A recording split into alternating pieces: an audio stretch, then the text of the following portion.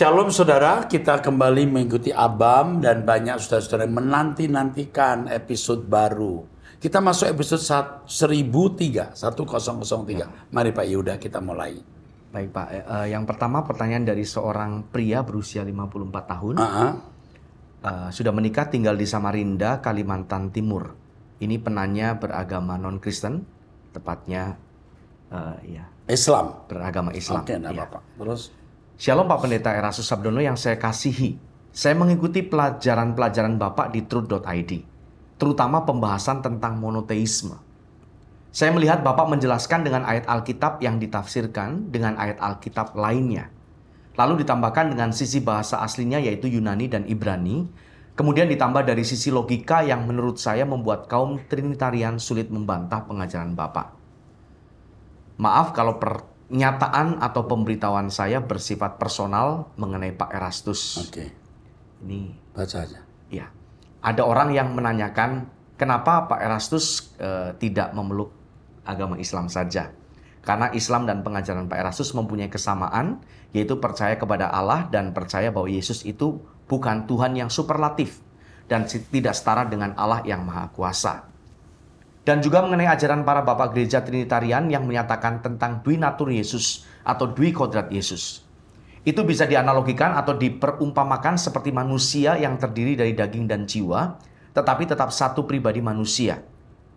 Begitu juga dengan Yesus yang terdiri dari dua natur Yesus, tetapi tetap satu Yesus. Apakah perumpamaan ini benar, Pak?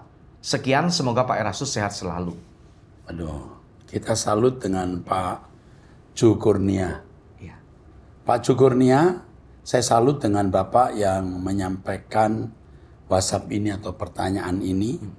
Dan Anda memberikan pernyataan yang santun. Ya. Bisa menyampaikannya di Abam, Anda bertanya, Alkitab menjawabnya. Appreciate kita. Ya. Apa yang saya ajarkan mengenai monoteisme ini berangkat dari akar Yahudi. Akar Yahudi.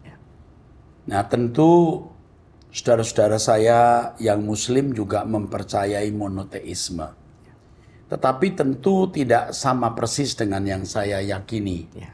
Saya berangkat dari apa yang ditulis di dalam Alkitab Perjanjian Lama. Monoteisme saya berpusat pada pribadi Elohim Yahweh yang esa. Ya. Allah yang bernama Yahweh. Allah itu sebuah sebutan atau generic name yang dalam bahasa Ibrani-nya Elohim, sedangkan proper name-nya Yahweh. Ini tentu tidak sama dengan agama manapun. Ini berangkat dari agama Yahudi. Lalu Yesus itu anak Allah. Anak bukan dalam arti keturunan secara fisik, tetapi seperti Adam pun anak Allah. Menerima roh dari Allah, nismat kayim. Ketika Adam diciptakan, Allah menghembuskan nafas itu nismat kayim. Itu roh kehidupan. Maka Alkitab berkata bukan tidak ada alasan kalau Alkitab mengatakan, kalau kitab suci berkata roh yang ditempatkan dalam diri kita diingini dengan cemburu. Itu roh manusia yang Allah ingini supaya tidak masuk neraka, supaya kembali kepada Tuhan, kepada Allah Elohim Yahweh itu. Nah Yesus adalah anak Allah yang menjadi juru selamat, yang menebus dosa manusia, dan segala kuasa di surga dan di bumi diberikan kepada Yesus yang nanti dia akan menjadi raja.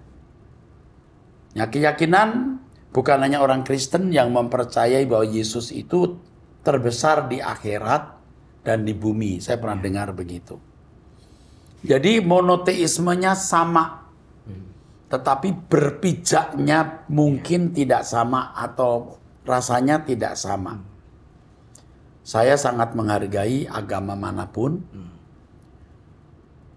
Kalau mengikuti paparan saya, ajaran-ajaran Kristen yang berbeda dengan saya pun saya hargai dan saya tidak membulinya atau menciderai. Bahkan agama lain pun yang berseberangan tidak saya ciderai. Karena masing-masing kita memiliki perspektif yang berbeda dan kita harus memberi ruangan orang memiliki keyakinan dan menghargai setinggi-tingginya keyakinan orang. Inilah kehidupan orang-orang beradab di zaman modern dengan polarisasi yang ada atau kemajemukan. Sekali lagi terima kasih kepada Pak Ju Kurnia yang menyampaikan pertanyaan ini. Kalau suatu hari saya pergi ke Samarinda, siapa tahu kita bisa ketemu Pak, ngopi bersama. Nggak masalah, dengan senang hati. Saya juga aktif dalam berbagai kegiatan, di mana mayoritas pimpinan-pimpinannya, di mana saya salah satu pimpinan, itu sebagian besar bukan orang Kristen. Ya, saya bisa bisa berkeluarga, bisa bersahabat. Mengenai ajaran Bapak Gereja Trinitarian yang menyatakan Dwinatur, saya harus memberikan catatan tidak semua Bapak Gereja mempercayai Dwinatur. Ya. Tapi seringkali orang Trinitarian mengklaim bahwa semua Bapak Gereja itu Trinitarian, padahal tidak demikian. Mengenai Dwinatur atau Dwikodrat, nanti akan saya khotbahkan dalam satu seri khusus. Senang kalau Pak Ju Kurnia bisa mengikutinya. Jika tidak keberatan, kami kirim mengenai kenosis ke Pak Ju Kurnia. Ya, kami kirim buku ke Bapak, bisa menjadi bahan perbandingan. Dan sekali lagi Pak, Tuhan memberkati Bapak, keluarga, anak-anak, dan kalau saya punya cucu, diberkatilah keluarga Bapak, istri, anak, dan cucu. Tuhan memberkati. Oke, teruskan. Berikutnya dari seorang wanita usia 68 tahun, sudah menikah, memiliki 2 orang anak, jemaat dari salah satu gereja karismatik di Jawa Barat. Shalom Pak Eras, saya punya anak laki-laki umur 45 tahun, sudah menikah dan memiliki 2 orang anak. Sekarang dia kecanduan narkoba, sudah 6 tahun, pernah direhab 2 kali. Sekarang sudah 1 bulan dia memakai lagi dan setiap hari. Saya pusing Pak, sekarang dia tidak bekerja apa-apa. Pak, saya minta tolong doakan agar anak ini bisa berhenti dari kecanduan narkoba.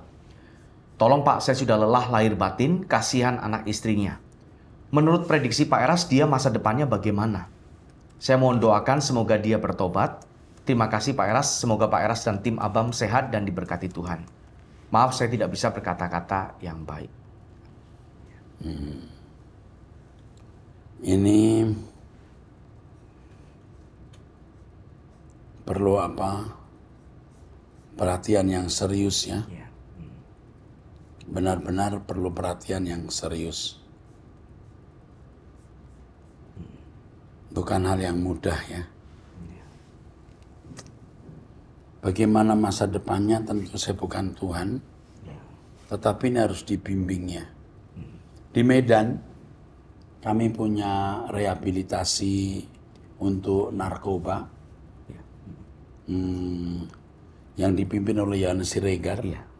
Itu di bawah itu juga berafiliasi di Gereja Suara Kebenaran Injil. Dan ini salah satu panti narkoba yang mendapatkan NSI.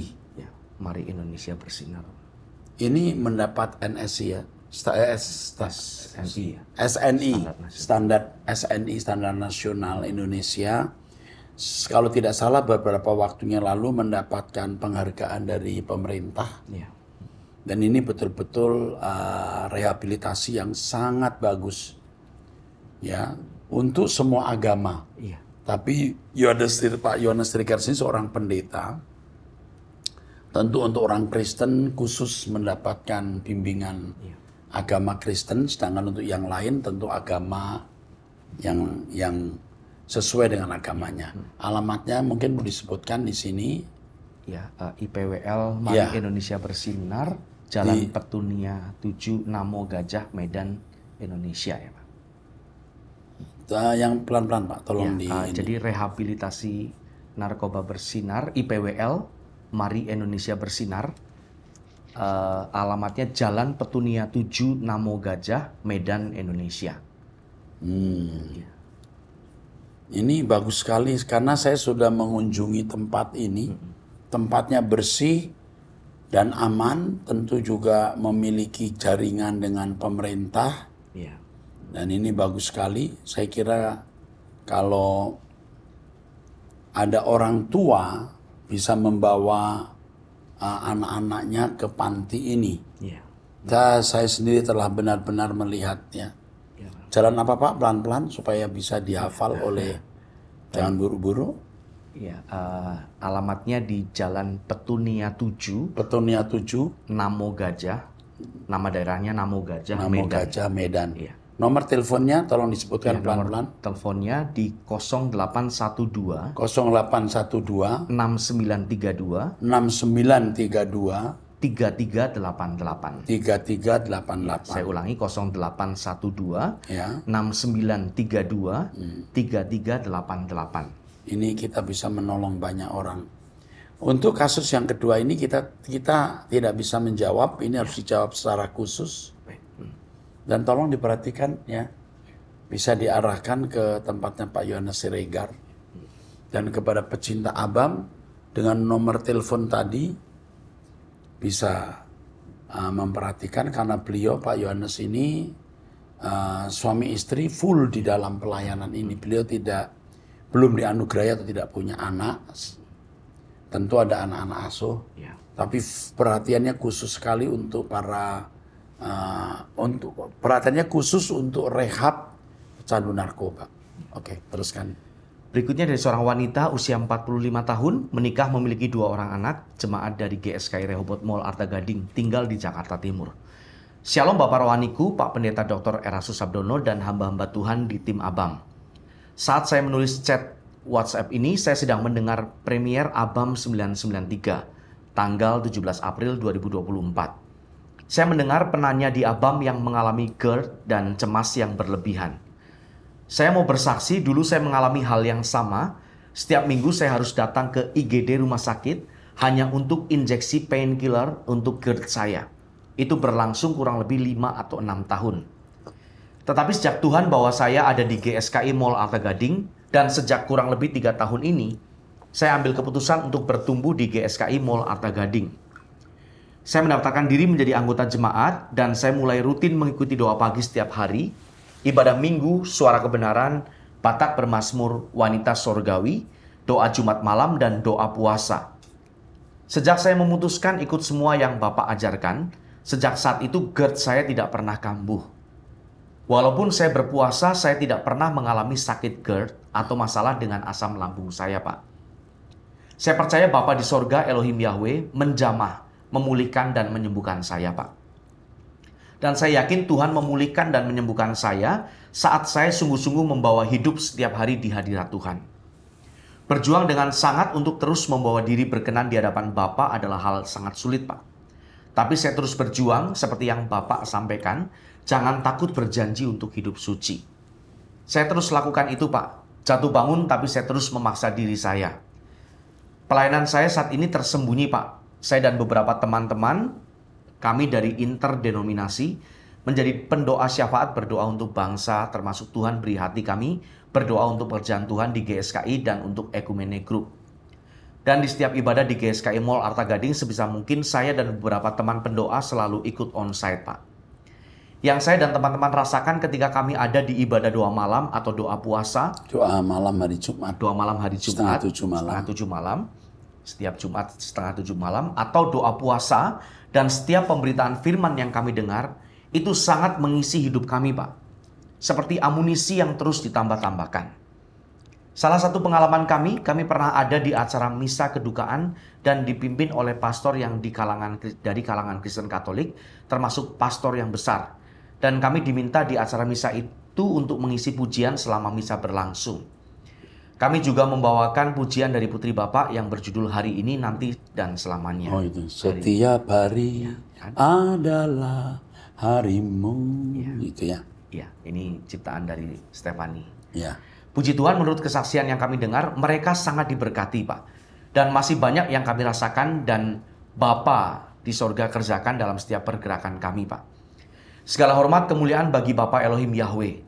Saya percaya itu bisa terjadi karena setiap hari kami berjuang untuk terus melakukan kehendak Bapa dalam hidup kami.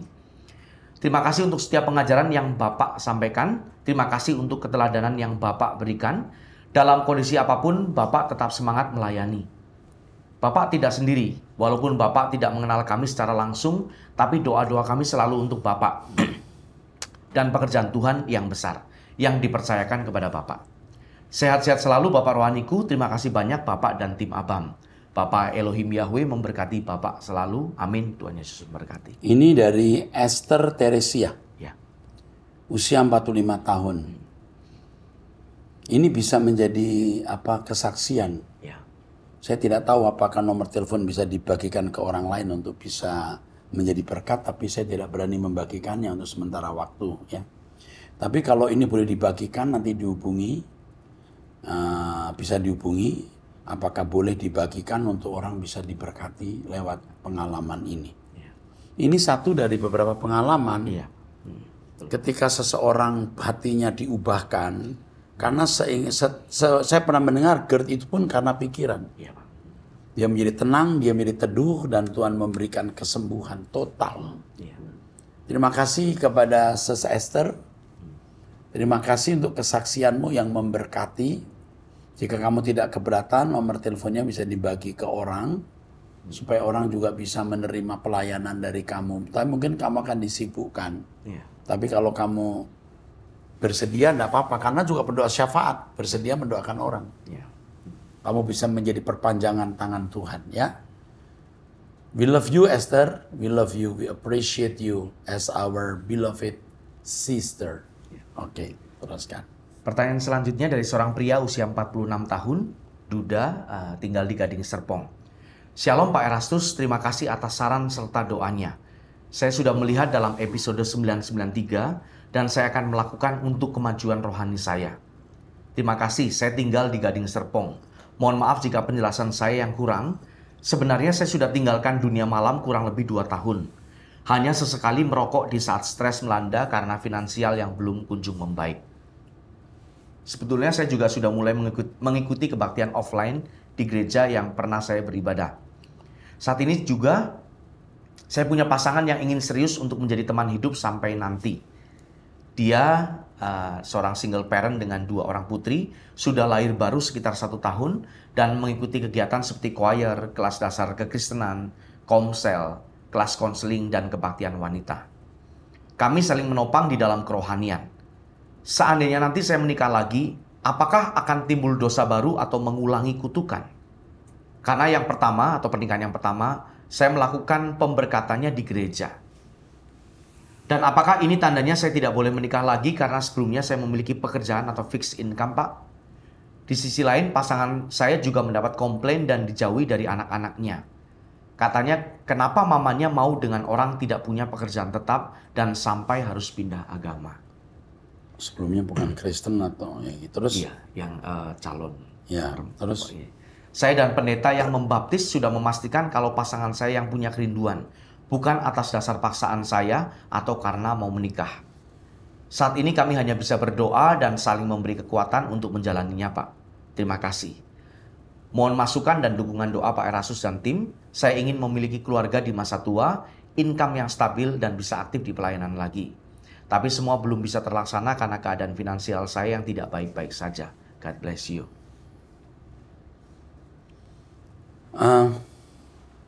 Yang pertama, kamu harus benar-benar bertanya kepada Tuhan, apakah kamu harus menikah lagi. Yang kedua, apakah harus dengan wanita itu. Yang ketiga, saya tidak tahu istri yang pertama masih hidup atau tidak. Rasanya masih hidup ya. Mungkin Pak ya. Ini hanya bisa dijawab oleh Anda sendiri. Saya tidak bisa menjawab. Kalau saya menjawab nanti malah salah. Betul nggak Pak? Ya. You harus serius berdoa apakah Anda dikehendaki Tuhan menikah lagi. Kalau menikah apakah dengan wanita ini.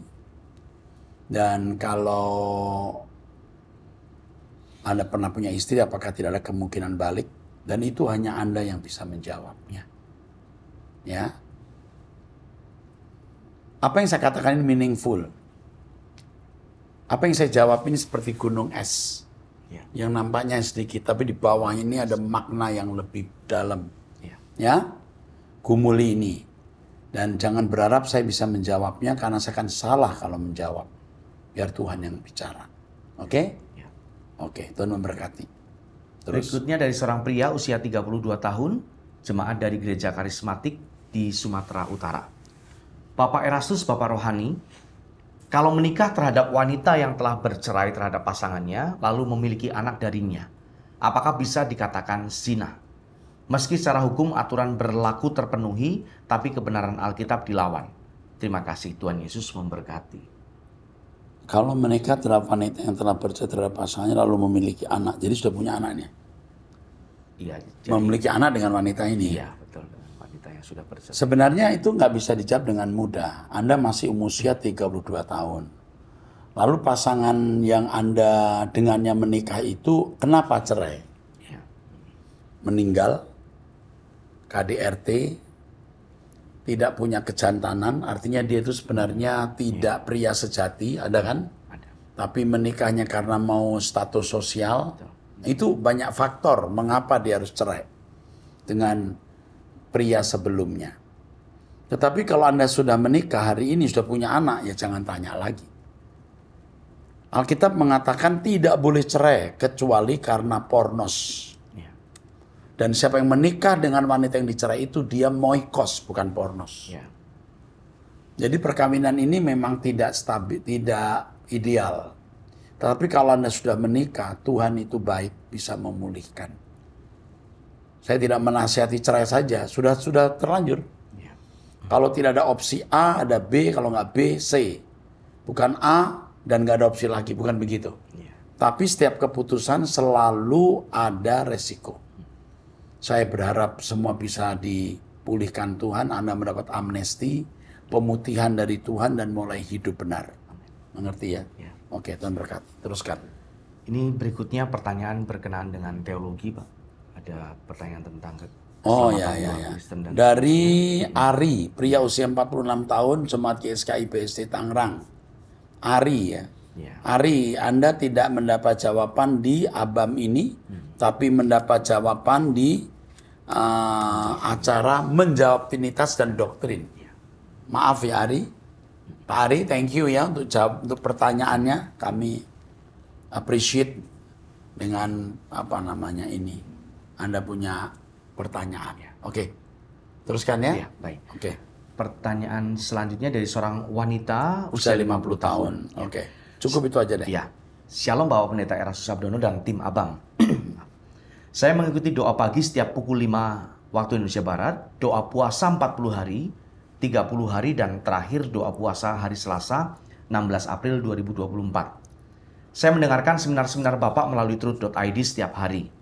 Saya terus belajar mengikuti petunjuk-petunjuk Bapak yang saya dengar melalui khotbah Abam dan semua acara di mana Bapak berkhotbah. Mohon Pak Erastus sebagai Bapak Rohani, saya mendoakan dan memberi arahan berkenaan dengan pergumulan. Mohon Pak Erastus sebagai Bapak Rohani saya mendoakan dan memberi arahan berkenaan dengan pergumulan yang sedang saya hadapi saat ini. Saya bingung apa yang harus saya lakukan. Saya takut tindakan atau keputusan saya melukai hati dan perasaan Tuhan. Saya juga tidak ingin anak-anak terluka dan mengalami kepahitan karena kesalahan saya. Saya juga tidak ingin anak-anak saya jauh dari Tuhan. Kesalahan saya adalah menikah lagi setelah ayah dari anak-anak saya meninggal. Ternyata berapa tahun setelah meninggal. iya, ini tidak disebutkan. Oke. Ternyata laki-laki yang menikahi saya 2015 tidak pernah menafkahi saya, bicaranya kasar dan kotor, menuduh yang tidak. Mengata-ngatai saya pelacur. Iya, Dibaca aja nggak apa-apa. baik Pak. Nanti jawaban kita biar pemirsa Abam tahu mengapa saya ambil keputusan nasihat itu. Oh ya, baik Pak. Mengatai saya pelacur, Iya. menuduh. Menjual diri agar saya bisa menafkahi anak-anak saya. Dia bertindak kasar kepada anak-anak saya dan perlakuan-perlakuan yang tidak patut lainnya. Tetapi dia berkata sebaliknya kepada saudara dan teman-temannya. Saya mengetahuinya karena saudara dan beberapa temannya menanyakannya kepada saya. Dia menjual motor yang ada dengan alasan digunakan sebagai bekal bekerja di Jakarta. Belum sampai 1 bulan sudah kembali dengan alasan belum ada pekerjaan dan lain-lain. Saya juga sudah memberikan modal untuk membuka toko atau usaha, tapi usaha tidak berjalan dan modal tidak kembali. Saya tetap diam dan tidak mempermasalahkan karena saya berusaha menjaga keutuhan keluarga. 2 bulan yang lalu dia berjanji kepada anak-anak akan pergi dari rumah saya jika dia tidak berubah. Sejak saya mengikuti Bapak, saya belajar untuk jurus 3D. Diam, diam, diam. Sudah 2 tahun terakhir ini saya diam dan tidak berkomunikasi karena jika dia berbicara dan ditanggapi, sudah dapat dipastikan dia akan bicara kasar. Jadi saya memilih diam. Sementara anak-anak saya bertanya pada saya kapan dia akan keluar dari rumah. Anak-anak tidak menginginkan dia tinggal di rumah kami. Saya juga bicara dengan kakak dan saudara-saudaranya, saudara dari suami ini. Menurut mereka silakan saja diusir jika saya dan anak-anak menginginkan itu. Saudara-saudaranya sudah tahu kelakuan dia dan tidak berubah sama sekali. Dia juga memiliki 2 anak dari pernikahan sebelumnya, tapi anak-anaknya juga tidak menganggap saya dan anak-anak dari saya. Pertanyaan saya, apa yang harus saya lakukan? Berdosakah saya jika menyuruhnya pergi dari rumah kami karena anak-anak tidak menginginkan dia ada di rumah kami? Maaf Pak, ceritanya panjang sekali, tapi saya hanya percaya pada arahan Bapak. Terima kasih atas perhatian Bapak dan tim Abang. Tuhan Bapak Elohim Yahweh selalu menyertai Pak Eras, keluarga, dan seluruh tim Abang. Saya bisa pastikan waktu kau menikah dengan pria ini tidak tanya Tuhan. Kamu mendukakan Tuhan. Kamu ceroboh. Kamu sembarangan dalam memutuskan menikah dengan pria ini. Sekarang sebaiknya kamu pisah dengan dia. Kamu merusak anak-anak. Nanti anak-anakmu bisa melakukan hal yang sama seperti yang kamu lakukan. Jadi lebih baik kamu tidak menikah lagi setelah ini. Karena ini bukan pernikahan yang Allah kehendaki. Udah, jawaban saya begitu saja. Ya. Kamu sebenarnya wanita baik-baik. Serius kamu orang baik. Tapi keputusan satu ini, setan mana yang masuk pikiranmu. Ini pria jelas-jelas. Pria yang tidak baik. Kalau sampai mengatai kamu pelacur, mengatai kamu perempuan yang menjual diri demi anak, makanya tadi saya minta dibaca, supaya saya punya keputusan ini bisa dimengerti oleh pemirsa lain, bahwa dia harus disingkirkan dari rumah itu. Udah, lupakan dia. Ya, dia tidak layak dijadikan suami dan tidak pantas dijadikan bapak. Ya, makanya tidak patut dia. Tidak patut sama sekali dia menjadi ini ya. Oke, kita teruskan lagi dengan ini pria usia 29 tahun. Ricardo ya. Iya. Dibuang ini dipindahkan untuk pertanyaan ini. Dibuang dari Abam ini maksudnya. Dipindahkan untuk menjawab Trinitas ya. Iya. Oke. Terakhir sekarang dari pria usia 52 tahun. Baik, yang terakhir dari pertanyaan dari seorang pria usia 52 tahun, menikah memiliki 2 orang anak, tinggal di Malang, jemaat dari salah satu gereja karismatik. Shalom Pak Eras, saya mau bertanya, di Malang di mana ada alamat GSKI? Ya, sekarang saya bergereja di salah satu gereja karismatik. Oke. Dalam setahun ini saya rutin mengikuti ABAM maupun kebaktian online GSKI. Memang saya akui pengajaran Bapak sangat mendalam, apalagi Bapak pernah berkata kita melayani perasaan Bapak Yahweh. Hal ini belum pernah saya dengar selama saya hidup. Saya pernah bilang ke kakak perempuan yang suaminya pendeta di Papua New Guinea, dia bilang Pak Erastus itu sesat dan saya bertanya dari segi mana sesatnya. Namun dia tidak bisa jelaskan. Yang penting Pak Erastus sesat. Bahkan istri saya sendiri menganggap Bapak juga sesat. Tapi karena takut dengan saya, jadi dia ikut saja setiap saya dengar doa pagi secara online. Ya, kalau seseorang punya Roh Kudus, dia akan tahu roh yang ada pada saya benar atau tidak. Kalau saya dikatai sesat oleh seseorang, you periksa hidupnya, benar tidak. Terus. Saya kagum atas suara Tuhan melalui Pak Eras. Bahkan jika mau tidur malam, saya akan mendengarkan khotbah. Pokoknya seperti orang yang sedang jatuh cinta.